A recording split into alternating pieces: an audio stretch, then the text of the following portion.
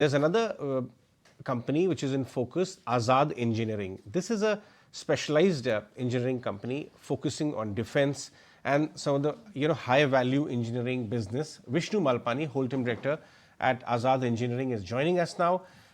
Vishnu, good morning. Thank you so much for your time. I was looking at your business model, and you have managed to clock very healthy growth.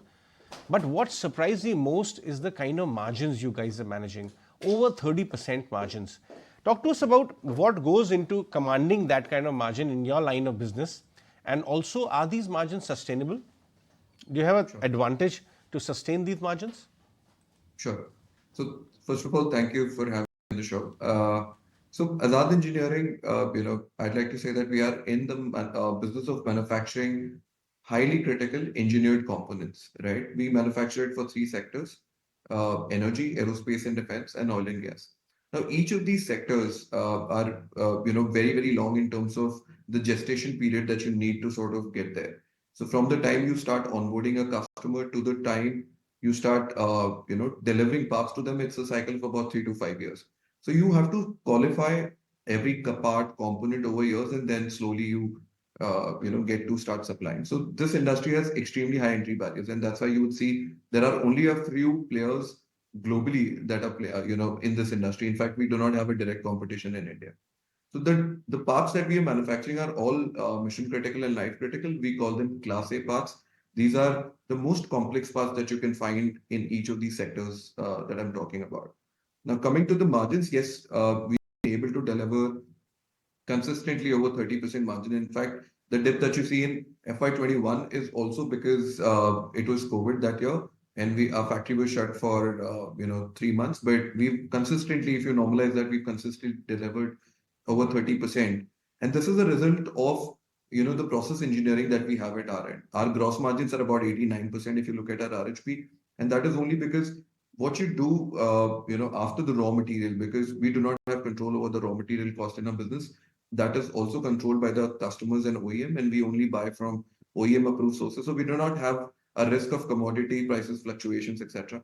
And whatever we do on the shop floor, which is right from sourcing of raw material to the dispatch of it, is completely process engineering, and we've been able to improve it year on year. In fact, we started this company in 2008. When it was started by our founder, we were doing about 10-12% margins, and we've consistently come to a point where today, as a business, we do H1 this year we've delivered 33.3%, and obviously these margins are sustainable because this industry works on long-term contracts, pricing contracts, etc. with the customers.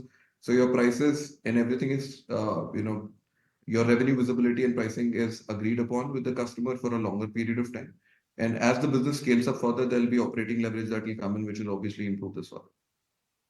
Vishnu, yours is a niche products business, right?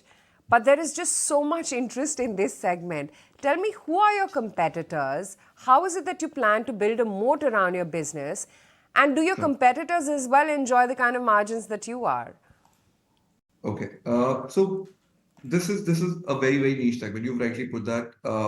And also because, everybody today would say, we're a part of the aerospace defense. Every precision manufacturing company would say, but we'd like to differentiate ourselves by saying that we make parts that are mission critical and life critical, right? I mean, I could be manufacturing a seat for an aircraft, but we manufacture engine parts that are rotating at 30,000 feet.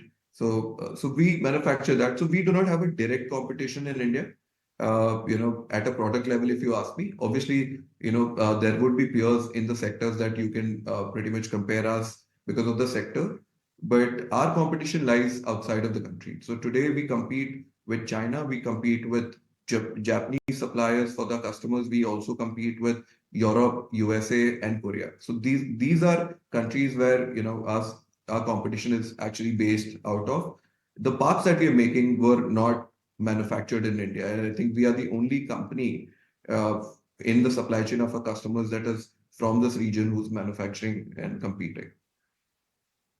That would be making competition even more steeper, right? Stiffer, I would say. Global competition, because they have been in many lines of business these ahead of the curves, right? In the evolution of technology and innovation.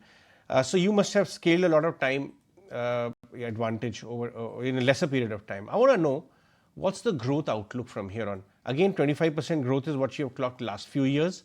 What is the visibility now with India becoming itself such a huge, buyer of your kind of mission critical equipment on the defense and aerospace side? Are new avenues of growth opening up? Yeah, so if you look at the three sectors that we are operating in, today we started the energy business about 15 years ago, and we've today gotten to a point where we're delivering about 90% revenue of our business from there. Aerospace and defense we did about 4 years ago. Oil and gas we just started. So each of these sectors, if you look at it, we have less than 1% wallet share of the current target addressable market. Just to put numbers in perspective, I would say that we are addressing a total of 22 to $4 billion sort of a market between these sectors.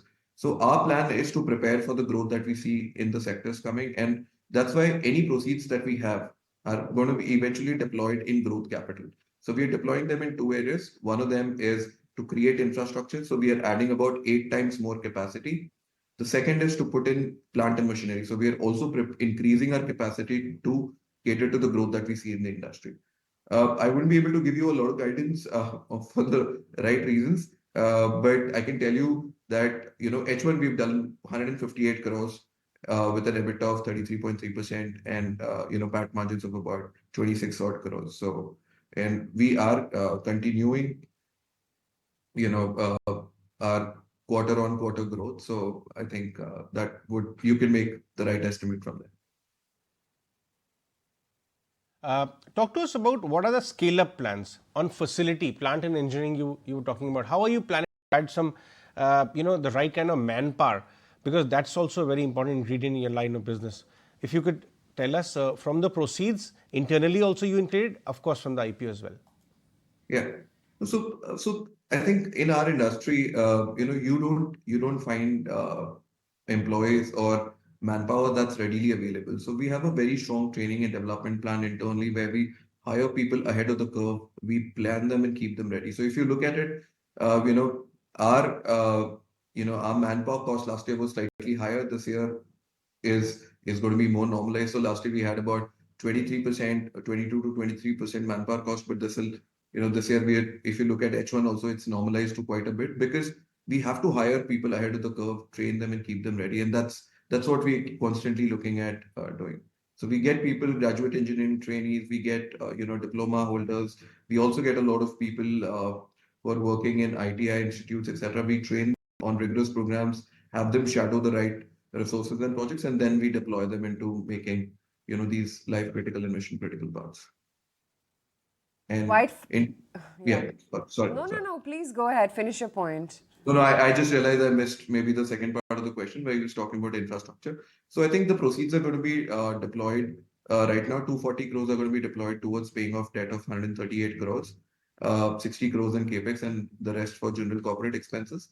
Eventually, as we create our infrastructure, we're going to take debt from the syndicate that we have, term loans, and then keep deploying capital in a very effective manner so that we are able to reach our milestones. So our current capacity can take up to FY25, our projections, and from FY26 onwards, we move into the newer plant, and then incremental revenue starts coming out of the newer plant from FY26.